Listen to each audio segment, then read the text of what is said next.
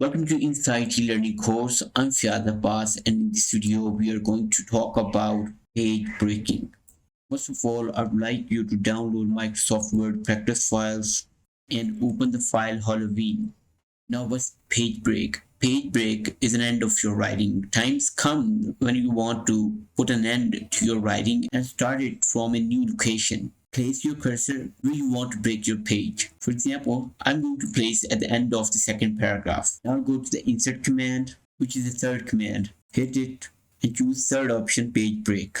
Hit it. As you can see that all the text has been moved to another location and a new page has been added also that you can check on the status bar below the left side. There you go. If you still don't see it, go to the home command and hit the marker. When you hit it, you'll get an option of page break right here. There you go. Now I'll hit my marker again. All signs would disappear. We can break any page whenever we want to put an end to our writing.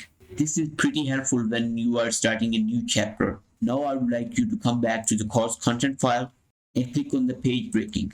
In the next lecture, we will talk about themes. Theme is a beautiful learning part of Microsoft Word. See you in the next lecture.